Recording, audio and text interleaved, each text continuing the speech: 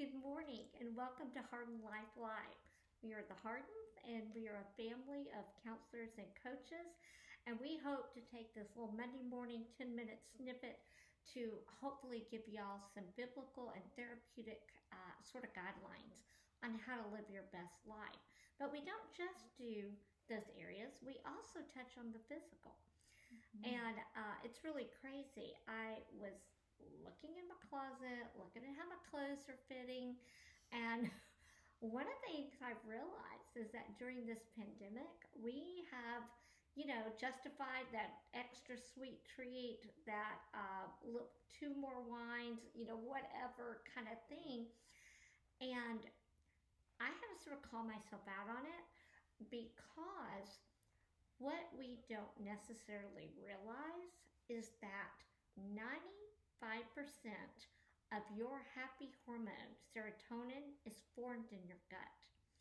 So when we start eating kind of things that are sugary and things like that and cause inflammation, I think probably a lot of y'all have heard that word, it can disrupt that development of good things. And, people are depressed. It's gone up from what, Audrey, you and I were talking about Daniel Amen's percentages. Oh, yeah. We were recently at the Amen Clinic, and he talked to us about how 30% of people pre-pandemic would have reported that they struggle with mental health issues, but since the pandemic, it's increased to over 50%. So 1 in 2 people are struggling with mental health issues. So we're not alone, but it also takes a toll on our gut, not just our mood. Well, and there's a lot. I mean, we know with 2020 where we are at 2021, there are a lot of things that take an emotional toll on us, but we're not giving our bodies the support that they need. It's that there's such a mind-body connection, and I get it. It's like we want to do comfort food. I definitely, at the beginning of quarantine, I indulged. I was like, I got to support the restaurants with a lot of takeout. But then realizing that, okay, now this is taking me out mentally and physically.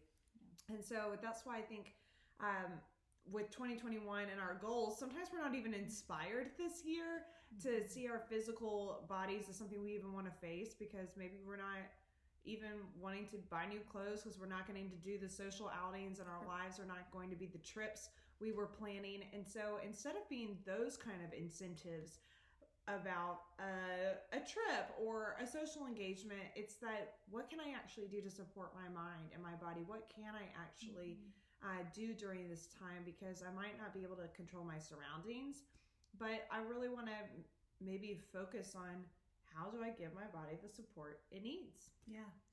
Well, it's so interesting that the more that I have studied gut bacteria, because we all have bacteria in our gut, and like trillions, and but the more that I was aware of the serotonin piece, but studying it, it not only regulates your happiness, but it also really regulates your learning and your memory as well as your mood.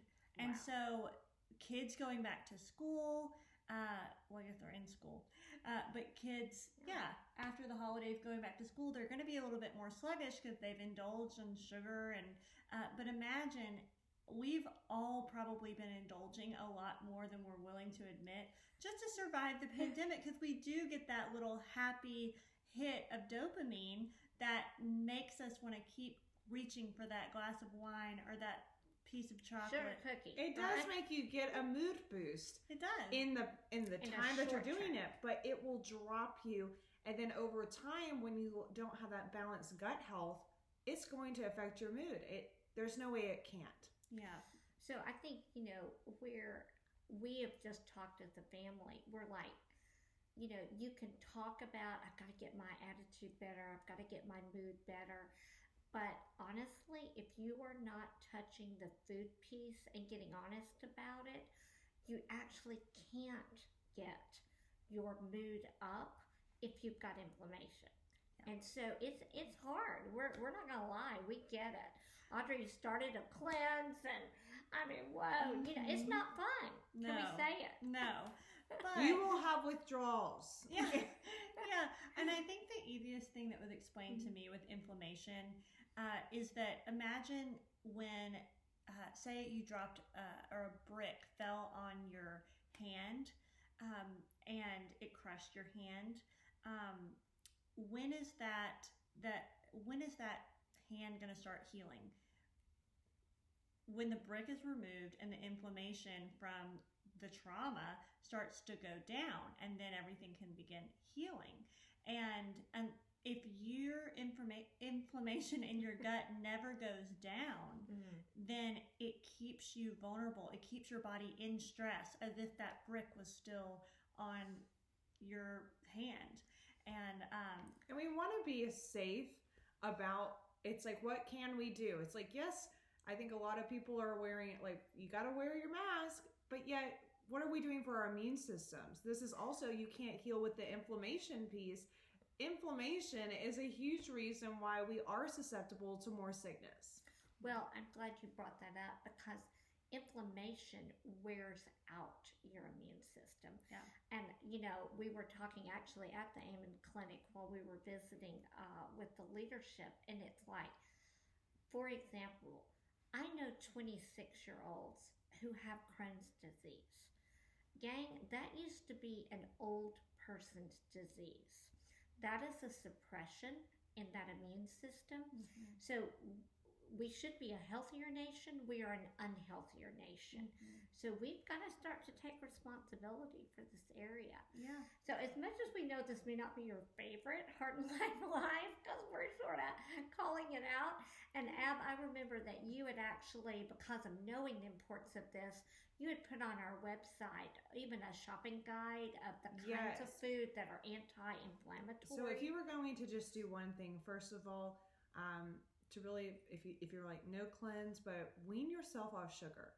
First get off sugar, but then I gave a shopping list on hardinlife.com on the resources page taken from Dr. Amen's wife, Dr. Tannen Amen, and how she came up with the Omni Diet, because she was noticing so many health issues when really it could be controlled with food. And I think doctors keep really discovering that food is so influential to our all over health. Food is medicine.